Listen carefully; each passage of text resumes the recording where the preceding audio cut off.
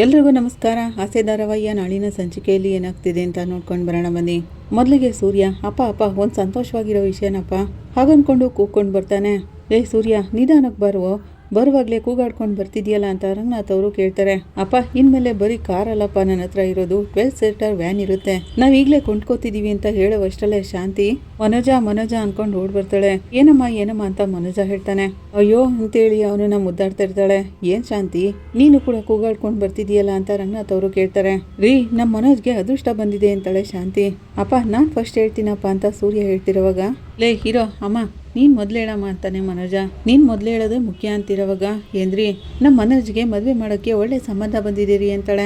ಅಪ್ಪ ನಾನು ವ್ಯಾನ್ ಕೊಂಡ್ಕೋತಿದ್ದೀನಪ್ಪ, ಇದನ್ನೇನಾದ್ರೂ ಕೊಂಡ್ಕೊಂಡ್ರೆ ನಾನು ತುಂಬಾನೇ ಟೂರ್ಗಳಿಗೆ ಹೋಗಿ ಬರ್ಬೋದಪ್ಪ, ದೇವಸ್ಥಾನಗಳಿಗೆಲ್ಲ ಹೋಗಿದ್ ಬರ್ಬೋದಪ್ಪ, ತುಂಬಾನೇ ಬಾಡಿಗೆ ಸಿಗ್ತವೆ, ಒಳ್ಳೆ ಸಂಪಾದನೆ ಆಗುತ್ತೆ ಅಂತಾನೆ. ಆಗ ಶಾಂತಿ ಹೀರೋ ಸ್ವಲ್ಪ ಹಾಗಂತ ಹೇಳಿ, ಏನ್ರಿ ಈ ಹುಡುಗಿ ಏನಾದ್ರೂ ಸೆಟ್ ಆಗ್ಬಿಟ್ರೆ ಮನೋಜ್ಗೆ ಒಳ್ಳೆ ಜೀವನ ಸಿಗುತ್ತೆ ಅವಳು ಹಾಗಂತಿರೋವಾಗ ಸೂರ್ಯ, ಇರಿ ಸಕ್ರೆ ನಾನು ಹೇಳಬೇಕು ನಮ್ಮ ಅಪ್ಪನಿಗೆ ಅಂತ ಹೇಳ್ಬಿಟ್ಟು, ಅಪ್ಪ ಈ ವ್ಯಾನ್ಗೆ ತುಂಬಾನೇ ಟ್ರಿಪ್ ಸಿಗುತ್ತಂತಪ್ಪ, ಒಳ್ಳೆ ಸಂಪಾದನೆ ಆಗ್ಬಿಟ್ಟಪ್ಪ ಅಂತಾರ್ತಾನೆ. ಆಗ ಶಾಂತಿ, ರೀ ಹೆಣ್ಣಿನ ಮನೆಯವರು ಮನೋಜ್ಗೆ ಒಳ್ಳೆ ಕಾರು ಬಂಗ್ಲೆ ಚಿನ್ನ ಎಲ್ಲನೂ ಕೊಡ್ತಾರಂತೆ ಹಾಗಂತ ಹೇಳಿದ್ದಾರೆ ಅಂತಿರುವಾಗ ಸೂರ್ಯ, ಅಪ್ಪ ಈ ವ್ಯಾನ್ನ ತಗೋಬೇಕು ಅಂತಿದ್ದೀನಪ್ಪ ಹೇಳಪ್ಪ ಅಂತಿರೋವಾಗ, ಹೇಗಾದ್ರೂ ಈ ಮದ್ವೆನ ಮಾಡಿ ಮುಗಿಸ್ಬಿಡೋಣ ರೀ ಅವಳಾಗಂತಿರೋವಾಗ ರಂಗನಾಥ್ ಅವರು ಸ್ವಲ್ಪ ಸುಮ್ಮನಿರ್ತೀರಾ ಅವ್ರು ಹಾಗಂತಿರೋವಾಗ ರವಿ, ಏನಪ್ಪ ಇವರಿಬ್ರು ಒಬ್ರಿಗೊಬ್ರು ನಾ ಮುಂದು ತಾ ಮುಂದು ಅಂತ ಮಾತಾಡ್ತಾನೆ ಇದ್ದಾರೆ, ಇವ್ರು ಏನ್ ಹೇಳ್ತಿದ್ದಾರೆ ಅಂತಾನೆ ಅರ್ಥ ಆಗ್ತಿಲ್ಲ ಅಂತಾನೆ. ನಾನ್ ಹೇಳ್ತೀನಿ ಅಂತ ಶಾಂತಿ ಮತ್ತೆ ಸೂರ್ಯ ಇಬ್ರು ಪೈಪೋಟಿ ಮೇಲೆ ಹೇಳ್ತಿರೋವಾಗ, ಇಬ್ರು ಸ್ವಲ್ಪ ಹೊತ್ತು ಸುಮ್ನಿರಿ ಕೂತ್ಕೊಳ್ಳಿ ಈಗ ನೀವಿಬ್ರು ಅಂತ ಹೇಳ್ತಾರೆ. ಸೂರ್ಯ ನೀನು ಹೊಸ ವ್ಯಾನ್ ತಗೋಬೇಕು ಅಂತ ನಿರ್ಧಾರ ಮಾಡಿದ್ಯಾ ಕರೆಕ್ಟಾ ಅಂತಾರೆ ರಂಗನಾಥ್ ಅವರು. ಹೌದಪ್ಪ ಕರೆಕ್ಟು, 12 ಸೀಟರ್ ವ್ಯಾನ್ ಅಂತಾನೆ ಸೂರ್ಯ. ಶಾಂತಿ ಮನೋಜ್ಗೆ ಮದುವೆ ಮಾಡೋಕೆ ಒಂದು ಹುಡುಗಿನ ನೋಡಿದ್ಯಾ ಕರೆಕ್ಟಾ ಅಂತಾರೆ ರಂಗನಾಥ್ ಅವರು. ಹೌದು ರೀ ಕರೆಕ್ಟಾಗಿ ಹೇಳಿದ್ರಿ, ಅದನ್ನೇ ತಾನೇ ಇಷ್ಟೊತ್ತವರೆಗೂ ಹೇಳ್ತಿದ್ದು ಅಂತಾಳೆ ಶಾಂತಿ. ಆಗ ಮನೋಜ ಅಮ್ಮ ಅಂತ ಹಿಂದೆ ನಿಂತ್ಕೊಂಡು ಕೂಗ್ತಾ ಇರ್ತಾನೆ. ಸುಮ್ನಿರೋ ಒಳ್ಳೆ ಸಂಬಂಧ, ದೊಡ್ಡ ಸಂಬಂಧ. ಶಾಂತಿ ಹಾಗಂತಿರುವಾಗ ಇಬ್ರು ಮಾತಾಡ್ತಿರೋದೆಲ್ಲ ಒಳ್ಳೆ ವಿಷಯನೇ, ಆದ್ರೆ ಇಬ್ರು ಒಬ್ಬೊಬ್ರಾಯ್ತೆ ಒಬ್ಬೊಬ್ರು ಹೇಳ್ಬೋದಿತ್ತಲ್ವಾ. ಈಗ ಇಬ್ರು ಒಬ್ರಿಗೊಬ್ರು ನಾ ಮುಂದು ತಾ ಮುಂದು ಅಂತ ಹೇಳಿದ್ರೆ ನಮ್ಗೆ ಹೇಗೆ ಅರ್ಥ ಆಗ್ಬೇಕು ಹಾಗಂತ ರಂಗನಾಥ್ ಅವರು ಕೇಳ್ತಾರೆ. ಅದೇನೇ ಅಲ್ವಾ ನಾವ್ ಹೇಳಿದ್ದು, ಸ್ವಲ್ಪ ತಿಳಿಯೋ ಹಾಗೆ ಹೇಳಿ. ಮನೋಜ್ಗೆ ವ್ಯಾನ್ ನೋಡಕ್ ಹೋದ್ರು, ಸೂರ್ಯ ಹುಡುಗಿನ ತಗೊಳಕ್ ಹೋದ ಅಂತಾನೆ ರವಿ. ಅಂತಾನೆ ಸೂರ್ಯ. ಹಾ ಅಂತಾಳೆ ಶಾಂತಿ. ಏನೋ ಇದು ಈಗ ಗಂಟು ಮಾಡ್ಬಿಟ್ಟೆ ಹಾಗಂತ ಸೂರ್ಯ ಕೇಳ್ತಿರೋವಾಗ, ಇಲ್ಲ ನೀನ್ ವ್ಯಾನ್ ತಗೊಳಕ್ ಹೋದೆ, ಮನೋಜ್ಗೆ ಅಮ್ಮ ಹುಡುಗಿ ನೋಡಕ್ ಹೋಗಿದ್ರು ಹಾಗಂತ ರವಿ ಸರಿ ಮಾಡ್ಕೊಂಡು ಹೇಳ್ತಾನೆ. ಅಪ್ಪ ಅದ್ ಬಂದು ಅಂತ ಸೂರ್ಯ ಹೇಳ್ತಿರೋವಾಗ, ಸುಮ್ನಿರೋ ಏನ್ ತುಂಬಾ ದೊಡ್ಡ ನ್ಯೂಸ್ ಅನ್ನೋ ತರ ಹೇಳ್ತಿದ್ದಾನೆ. ಅಮ್ಮ ನೀನ್ ಹೇಳಮ್ಮ ಅಂತ ಮನೋಜ ಕೇಳ್ತಾನೆ. ಮಾತಾಡಕ್ಕೆ ಬಿಡಲ್ವಲ್ಲ ಇವನು. ಅಪ್ಪ ಸಕ್ರೆನೇ ಹೇಳಲಿ ಬಿಡಪ್ಪ ಅಂತಾನೆ ಸೂರ್ಯ.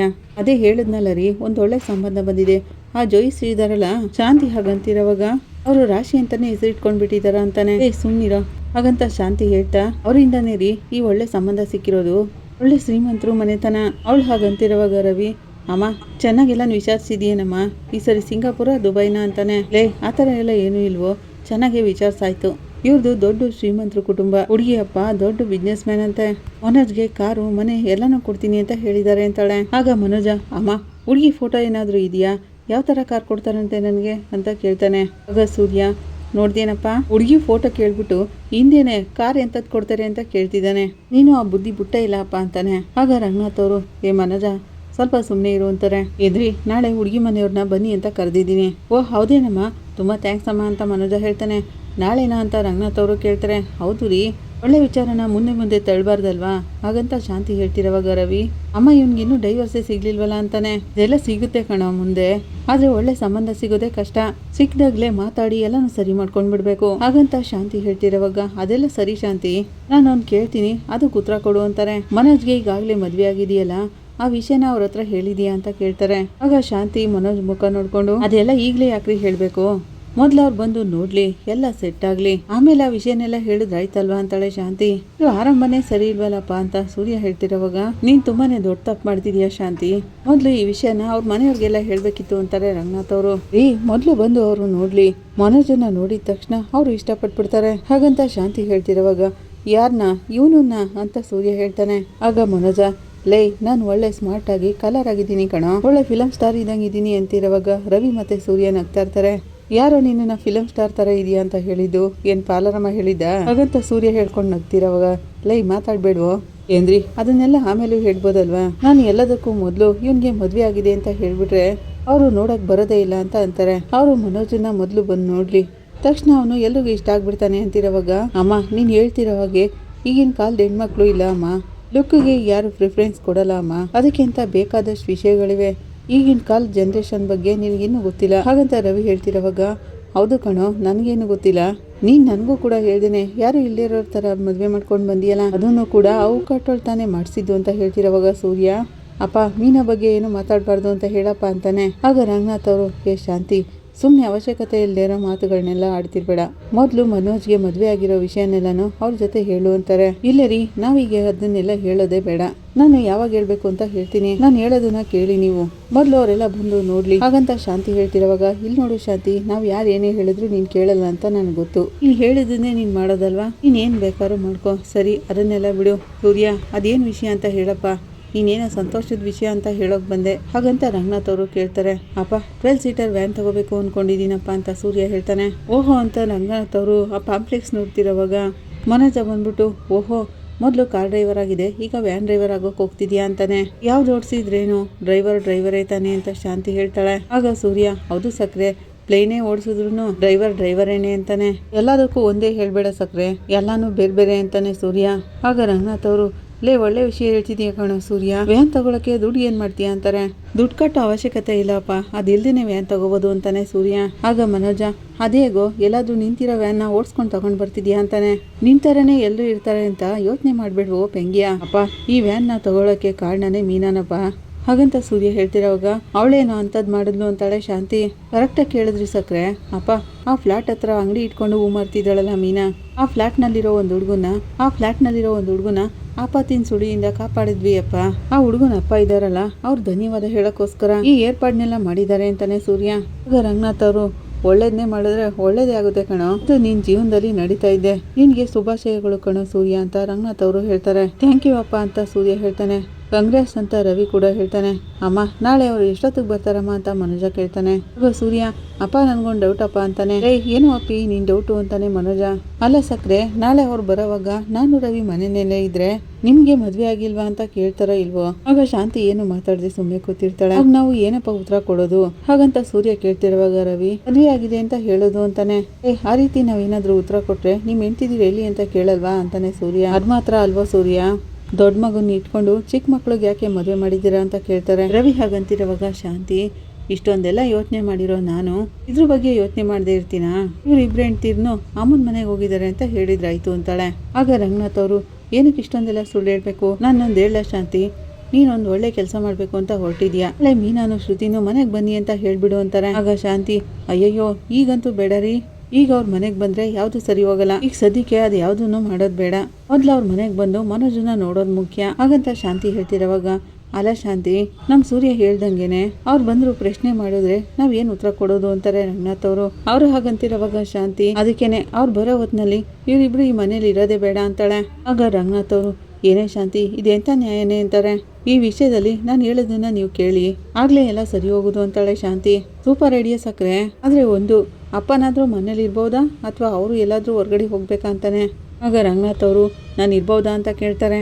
ಆಗ ಶಾಂತಿ, ಮನೋಜ್ಗೆ ಮದುವೆ ಆಗೋವರೆಗೂ ನಾನು ಹೇಳೋದನ್ನ ಮಾತ್ರ ಮಾಡಿ ನೀವುಗಳು, ನಾಳೆಗೆ ಅವ್ರು ಬರೋ ಹೊತ್ನಲ್ಲಿ ನೀವಿಬ್ರು ಈ ಮನೇಲಿ ಇರೋದು ಬೇಡ. ಶಾಂತಿ ಹಾಗಂತಿರೋವಾಗ, ನನ್ಗೆ ಯಾವ ಸಮಸ್ಯೆನೂ ಇಲ್ಲ, ನಾನು ಏನಾದ್ರೂ ಇಲ್ಲಿ ಇದ್ರೆ ಇರೋ ಸತ್ಯನೆಲ್ಲಾನು ಹೇಳ್ಬಿಡ್ತೀನಿ, ನೀವು ಅದಕ್ಕೆ ನನ್ನ ಹತ್ರ ಜಗಳ ಮಾಡ್ತೀರಾ, ಅದ್ರ ಬದಲು ಬಾಡಿಗೆಗೆ ಹೋಗೋದೇ ಒಳ್ಳೇದು, ಸ್ವಲ್ಪ ಹೊತ್ತು ಮೀನಾ ಜೊತೆ ಇದ್ ಬರ್ತೀನಿ. ರವಿ, ನೀನು ಹೋಟ್ಲಲ್ಲೇ ಇದ್ಕೊಂಡು ಸೊಂಪ ಪುಡಿ ಹತ್ರ ಚೆನ್ನಾಗಿ ಮಾತಾಡ್ಕೊಂಡಿರೋ ಹಾಗಂತ ಸೂರ್ಯ ಹೇಳ್ತಿರೋವಾಗ, ಇದೆಲ್ಲ ಸರಿ ಬರುತ್ತೇನೋ ಅಂತ ರಂಗನಾಥ್ ಅವರು ಕೇಳ್ತಾರೆ. ನಮ್ಗೆ ಏನು ಪ್ರಾಬ್ಲಮ್ ಇಲ್ಲ ಅಪ್ಪ, ಅವ್ರು ಬಂದು ಮನೇನ ನೋಡ್ಕೊಂಡೋಗ್ಲಿ, ಟೈಮ್ಗೆ ನಾನೇನಾದ್ರೂ ಇದೇ ಮನೇಲಿದ್ರೆ ನನ್ನಿಂದ ಅವನಿಗೆ ಮದುವೆ ಆಗಲ್ಲ ಅಂತ ಸಕ್ಕರೆ ಹೇಳ್ಕೊಂಡು ಬಂದ್ಬಿಡ್ತಾರೆ, ಮೊದಲು ಅವ್ರು ಬಂದು ನೋಡ್ಕೊಂಡೋಗ್ಲಿ ಅಂತಾನೆ ಸೂರ್ಯ. ಆಗ ಶಾಂತಿ, ಪರವಾಗಿಲ್ಲ, ಈಗಲಾದ್ರೂ ನನ್ನ ಮಾತನ್ನ ಕೇಳಬೇಕು ಅಂತ ಅನ್ನಿಸ್ತಲ್ಲ ಹಾಗನ್ಕೊಂಡು ಬ್ಯಾಗ್ ತಗೊಂಡು ರೂಮ್ಗೆ ಹೋಗ್ತಾಳೆ. ಈ ಕಡೆ ಮನೋಜ, ನನಗೆ ಮದುವೆ ಆಗ್ತಿದೆ ಅಂತ ಮನ್ಸಲ್ಲೇ ನಗ್ತಾ ಇರ್ತಾನೆ. ಮಾರನೇ ದಿನ ಈ ಕಡೆ ಶಾಂತಿ ಮನೆಯಲ್ಲಿ ಹುಡುಗಿ ಮನೆಯವ್ರು ಬರ್ತಾರೆ ಅಂತ ಚೇರು ಟೇಬಲ್ನೆಲ್ಲ ಜೋಡಿಸ್ತಾ ಇರ್ತಾಳೆ. ಜೋಡಿಸ್ತಿರುವಾಗಲೇ ಎಡುತ್ತಾಳೆ.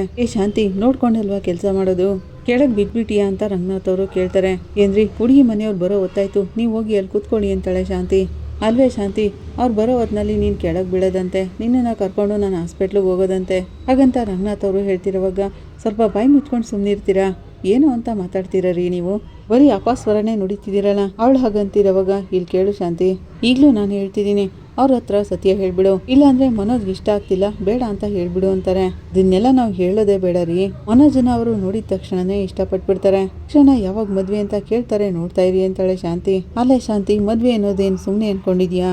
ಹತ್ರ ಎಲ್ಲಾರನ್ನೂ ಕರೆದು ಮಾಡ್ತೀವಿ, ಆದ್ರೆ ನೀನು ಮನೇಲಿರೋ ಮಕ್ಕಳು ಸೊಸೆಯರ್ನು ಎಲ್ಲಾರನ್ನೂ ಆಚೆ ಕಳಿಸ್ಬಿಟ್ಟು ಒಬ್ಬ ಮಗನಿಗೆ ಹೆಣ್ಣು ನೋಡ್ತಿದ್ಯಲ್ಲ, ನಾನು ಇದೇ ಮೊದಲನೇ ಸರಿ ಈ ತರ ಮಾಡ್ತಿರೋದನ್ನ ನೋಡ್ತಾ ಇರೋದು.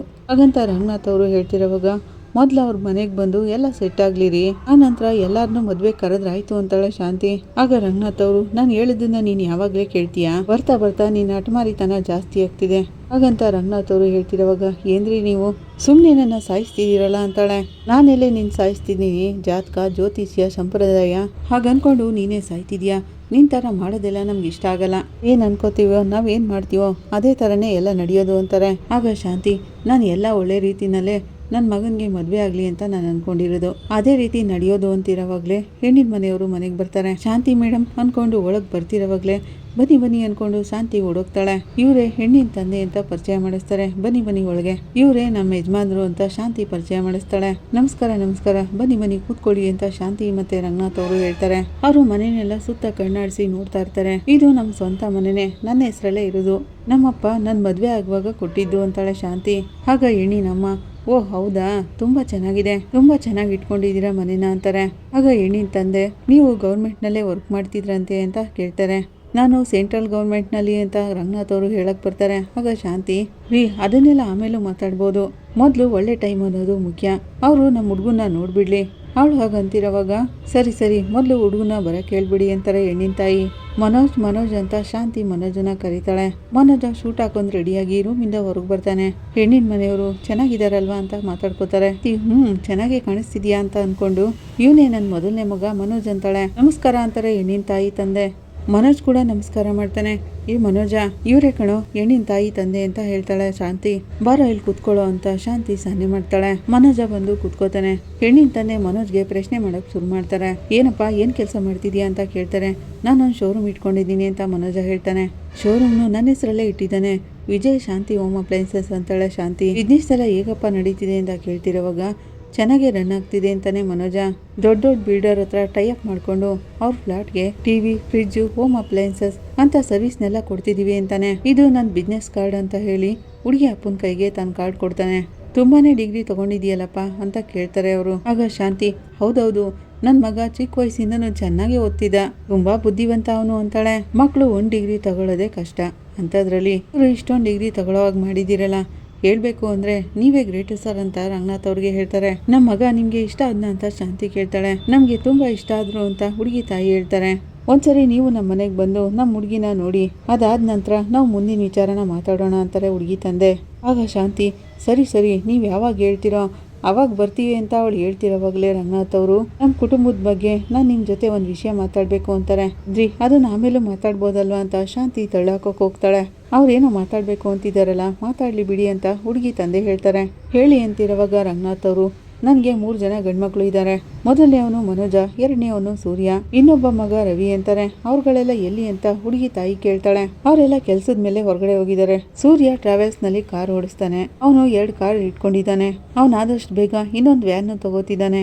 ರವಿ ಒಂದು ಹೋಟೆಲ್ ನಲ್ಲಿ ಶೆಫ್ ಆಗಿದ್ದಾನೆ. ಹೇಳ್ಬೇಕು ಅಂದ್ರೆ ಅವರಿಬ್ಬರಿಗೂ ಈಗಾಗ್ಲೇ ಮದ್ವೆ ಆಗಿದೆ ಅಂತಾರೆ ರಂಗನಾಥ್ ಅವರು. ಆಗ ಹೆಣ್ಣಿನ ಮನೆಯವರು, ಏನು ಮದ್ವೆ ಆಗಿದೆಯಾ ಅಂತ ಕೇಳ್ತಾರೆ. ಎಲ್ಲಿ ಇಬ್ರು ವೈಫ್ ಎಲ್ಲೂ ಕಾಣ್ತಾನೆ ಇಲ್ವಲ್ಲ ಅಂತ ಕೇಳ್ತಾರೆ. ಇಬ್ರು ಕೂಡ ಅವ್ರ ಅಮ್ಮನ ಮನೆಗೆ ಹೋಗಿದ್ದಾರೆ ಅಂತಾರೆ ರಂಗನಾಥ್ ಅವರು. ಏನ್ರಿ ಅವ್ರನ್ನ ಮಾತಾಡಕ್ ಬಿಡಿ, ನೀವೇ ಮಾತಾಡ್ತಿದ್ದೀರಲ್ಲ ಅಂತ ಶಾಂತಿ ಹೇಳ್ತಾಳೆ. ಇವ್ರು ಯಾವಾಗ್ಲೂ ಹೀಗೇನೆ, ಅವ್ರೇನೆ ಮಾತಾಡ್ತಿರ್ತಾರೆ, ನಮ್ಮನ್ನ ಮಾತಾಡಕ್ಕೆ ಬಿಡಲ್ಲ. ಹಾಗಂತ ಶಾಂತಿ ಹೇಳ್ತಿರುವಾಗ, ಪರವಾಗಿಲ್ಲ ಮಾತಾಡ್ಲಿ ಬಿಡಿ, ಇದ್ರಲ್ಲೇನಿದೆ, ಎಲ್ಲಾನು ಹೇಳಿದ್ರೆ ನಾವು ತಿಳ್ಕೊತೀವಿ ಅಂತಾರೆ. ಹೆಣ್ಣಿನ ತಂದೆ ಆಗಂತಿರುವಾಗ ರಂಗನಾಥ್ ಅವರು, ಆದ್ರೂ ನಾನ್ ನಿಮ್ಗೊಂದು ಮುಖ್ಯವಾದ ವಿಷಯ ಹೇಳ್ಬೇಕು. ಆ ವಿಷಯನ ನಾನ್ ನಿಮ್ ಜೊತೆ ಹೇಳಿದ್ರೇನೆ ಆಗೋದು, ಅದು ಮುಚ್ಚಿಡೋ ವಿಷಯನೂ ಅಲ್ಲ. ಹಾಗಂತ ರಂಗನಾಥ್ ಅವರು ಹೇಳ್ತಿರುವಾಗ ಅವರೆಲ್ಲರೂ ಮುಖ ನೋಡ್ಕೊತಾ ಇರ್ತಾರೆ.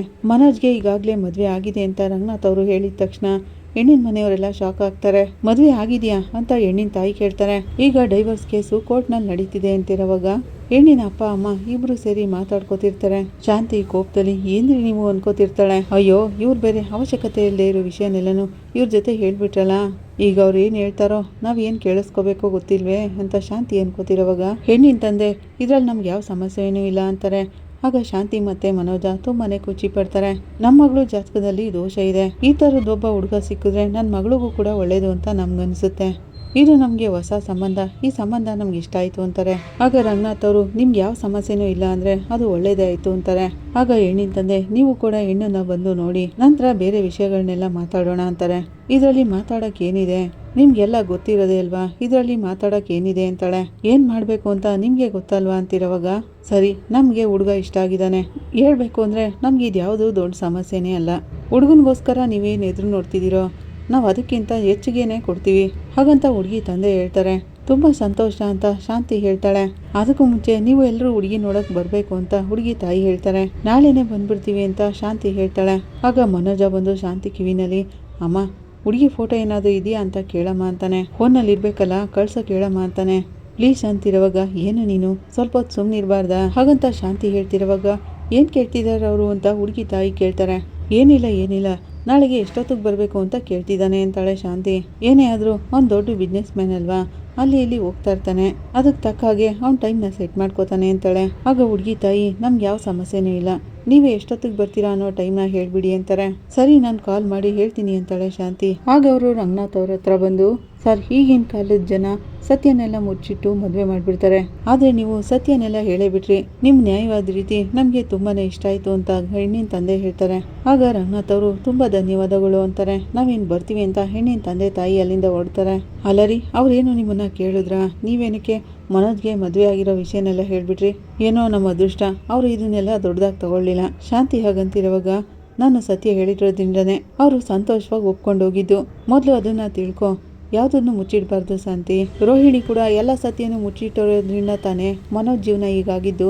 ಯಾವಾಗಲೂ ನಾವು ಸತ್ಯ ಹೇಳಬೇಕು ಶಾಂತಿ. ನೋಡು, ನಾನು ಸತ್ಯ ಹೇಳಿದ್ರಿಂದನೇ ಅವರು ನಗ್ನಗ್ತಾ ಹೋದ್ರು, ಸುಳ್ಳು ಹೇಳಿ ಯಾರನ್ನು ಏಮಾರಿಸಬಾರ್ದು ಶಾಂತಿ ಅಂತಿರೋವಾಗ, ಸರಿ ಬಿಡಿ, ಈಗೆಲ್ಲ ಮುಗಿತಲ್ಲ, ನಾಳೆ ನಾವು ಅವ್ರ ಮನೆಗೆ ಹೋಗೋಕೆ ಒಳ್ಳೆ ಟೈಮ್ನ ಜ್ಯೋತಿಷಿಗಳ ಹತ್ರ ಕೇಳ್ಕೊಂಡು ಬರ್ತೀನಿ ಹಾಗಂತ ಹೇಳಿ ಶಾಂತಿ ಅಲ್ಲಿಂದ ಹೊರಡ್ತಾಳೆ.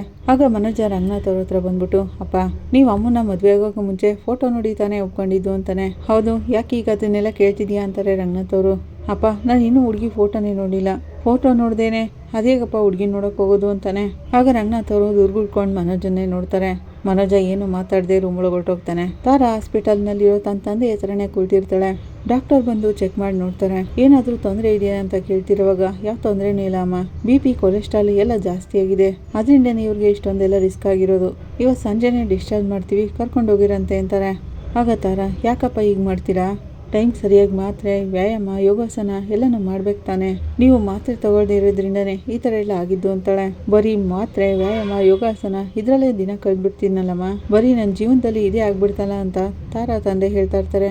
ನಿನ್ನನ್ನು ಬಿಟ್ಟರೆ ನನಗೆ ಯಾರಪ್ಪ ಇದ್ದಾರೆ, ಸ್ವಲ್ಪ ಅರ್ಥ ಮಾಡ್ಕೊಳಪ್ಪ ಅಂತ ತಾರಾ ಹೇಳ್ತಾ ಇರ್ತಾಳೆ. ಆಗ ಅಲ್ಲಿಗೆ ಮಂಜ ಬರ್ತಾನೆ. ಸರ್ ಹೇಗೆ ಸರ್ ಇದ್ದೀರಾ, ಚೆನ್ನಾಗಿದ್ದೀರಾ ಅಂತ ಕೇಳ್ಕೊಂಡು ಬರ್ತಾನೆ. ಚೆನ್ನಾಗಿದ್ದೀನಪ್ಪ, ನೀನು ಹೇಗಿದ್ದೀಯಾ ಅಂತ ತಾರಾ ತಂದೆ ಕೇಳ್ತಾರೆ. ಅಪ್ಪ ನಿನ್ನೆ ನಿಮ್ಮನ್ನು ಅಡ್ಮಿಟ್ ಮಾಡಿದ್ದೆ, ಇವರು ನಿಮಗೆ ಬ್ಲಡ್ ಕೂಡ ಕೊಟ್ಟಿದ್ದಾರೆ ಅಂತ ತಾರಾ ಹೇಳ್ತಾಳೆ. ಹೌದೇನಪ್ಪ, ಇನ್ಫ್ಲೂಯೆನ್ಸ್ ಮೇಲೆ ಕೆಲಸಕ್ಕೆ ಸೇರಿಸ್ಕೊತಿದ್ದೀವಿ, ಹೇಗೋ ಏನೋ ಅಂತ ಅನ್ಕೊಂಡಿದ್ವಿ, ಆದರೆ ನೀನೇ ನಮ್ಮನ್ನ ಇನ್ಫ್ಲೂಯೆನ್ಸ್ ಮಾಡ್ತಿದೀಯಲ್ಲ ಹಾಗಂತ ತಾರಾ ತಂದೆ ಹೇಳ್ತಾರೆ. ಪರವಾಗಿಲ್ಲ ಸರ್, ನೀವು ನನಗೆ ಹಿಂದೆ ಮುಂದೆ ನೋಡ್ದೇನೆ ಕೆಲಸ ಕೊಟ್ಟಿದ್ದೀರಾ, ನನ್ನ ಕೈಲಿ ಇಷ್ಟು ಮಾಡೋಕ್ಕಾಗಲ್ವಾ ಸರ್ ಅಂತಾನೆ ಮಂಜ. ನಂತರ ಬ್ಯಾಗಲ್ಲಿರೋ ಟಿಫನ್ ಬಾಕ್ಸ್ ತೆಗೆದು, ನೀವು ಹೋಗಿ ಮೇಡಮ್ ತಿಂಡಿ ತಿನ್ಕೊಂಡು ಬನ್ನಿ ಅಂತ ಹೇಳ್ತಾನೆ. ಇಲ್ಲ ನಂದಾಯ್ತು ಅಂತ ತಾರಾ ಹೇಳ್ತಾಳೆ. ನಿನ್ನೆಯಿಂದ ನೀವು ಒಂದು ಹಗ್ಲು ತಿಂದಿಲ್ಲ ಅಂತ ನನಗೆ ಗೊತ್ತು ಮೇಡಮ್, ನೀವು ಸರ್ ಹತ್ರನೇ ಇದ್ರಿ, ಎಲ್ಲೂ ಹೋಗಿಲ್ಲ, ಏನೂ ತಿಂದಿಲ್ಲ, ಅದೆಲ್ಲ ನನಗೆ ಗೊತ್ತಿದೆ. ಮೊದಲು ನೀವು ತಿಂಡಿ ತಿನ್ನಿ, ನಮ್ಮ ಅಮ್ಮನ ಕೈ ರುಚಿ ಪುಳಿಯೋಗರೆ ಮಾಡಿಸ್ಕೊಂಡು ತೊಗೊಂಡು ಬಂದಿದ್ದೀನಿ, ಅವ್ರ ಕೈ ರುಚಿಗೆ ನೀವು ಫಿದಾಗ್ಬಿಡ್ತೀರಾ, ತಿಂದು ನೋಡಿ ಅಂತ ಹೇಳಿ ಬಾಕ್ಸ್ ಕೊಡ್ತಾನೆ. ಆಗ ತಾರಾ ತಂದೆ, ಏನಮ್ಮ ನೀನು ನನಗೆ ಮಾತ್ರ ಟೈಮಿಗೆ ಸರಿಯಾಗಿ ಊಟ, ತಿಂಡಿ, ಮಾತ್ರೆ, ವ್ಯಾಯಾಮ, ಯೋಗಾಸನ ಎಲ್ಲನೂ ಮಾಡ್ತಾನೆ ಇರಬೇಕು ಅಂತ ಹೇಳ್ತಾನೆ ಇರ್ತೀಯಾ, ಈಗ ನೀನು ಮಾತ್ರ ಅದನ್ನೆಲ್ಲ ಪಾಲಿಸ್ತಿಲ್ವಲ್ಲಮ್ಮ, ನನಗೆ ತಾನೇ ಯಾರಿದ್ದಾರೆ, ನೀನು ಅರ್ಥ ಮಾಡ್ಕೋಬೇಕಲ್ವ ಅಂತ ಹೇಳ್ತಾರೆ. ಮೇಡಮ್ ಸರ್ ಹತ್ರ ನಾನು ಇರ್ತೀನಿ, ನೀವು ನಿಶ್ಚಿಂತೆಯಿಂದ ಹೋಗಿ ತಿಂಡಿ ತಿನ್ಕೊಂಡು ಬನ್ನಿ ಅಂತ ಮಂಜ ಹೇಳ್ತಾನೆ. ಆಗ ತಾರಾ ಬಾಕ್ಸ್ ತಗೊಂಡು ತಿಂಡಿ ತಿನ್ನಕ್ಕೆ ಅಂತ ಹೋಗ್ತಾಳೆ. ಅವಳು ತಿಂಡಿ ತಿಂತ ಮಂಜು ನಡವಳಿಕೆನೆಲ್ಲ ನೋಡ್ತಾ ಇರ್ತಾಳೆ. ಇಲ್ಲಿಗೆ ಸಂಚಿಕೆ ಮುಕ್ತಾಯ ಆಗುತ್ತೆ. ನಿಮ್ಗೆ ಇಷ್ಟ ಆದರೆ ಲೈಕ್ ಮಾಡಿ, ಕಮೆಂಟ್ ಮಾಡಿ, ಸಬ್ಸ್ಕ್ರೈಬ್ ಮಾಡಿ. Thank you.